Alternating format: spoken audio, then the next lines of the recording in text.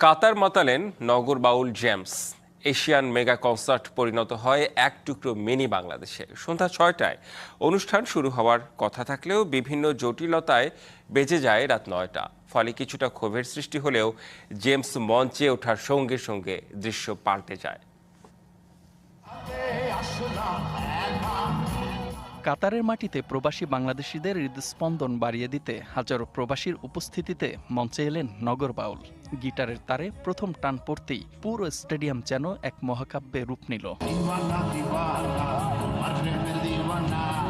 সুলতানা বিবিয়ানা থেকে শুরু করে মা কিংবা ভিগি ভিগি গুরু ঘর বানাইলা কি দিয়া প্রতিটি গানে দর্শকদের কণ্ঠ মিলেমিশে একাকার হয়ে গিয়েছিল সানাইয়া এশিয়ান টাউন এমপি থিয়েটার। নগরবাউল জেমসের সঙ্গে গান গেয়ে মাতান তোশিবা। দূর প্রবাসে এমন আয়োজনে অংশ নিয়ে উচ্ছ্বাস জানান দর্শকরা।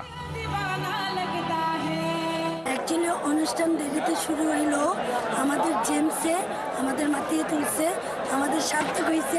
আনন্দ করছি, অনেক এনজয় করছি। দেখার পর আমরা প্রবাসীরা অনেক খুশি। অনেক জল্পনা কল্পনার পরে নগর বাউল জেমস কাতারে আসছে।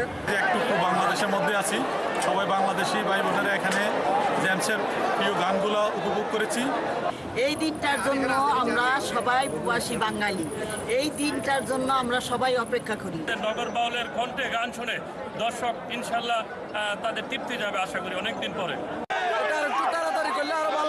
সব ভুল ত্রুটির জন্য ক্ষমা চায় আয়োজক কমিটি। DBC news desk.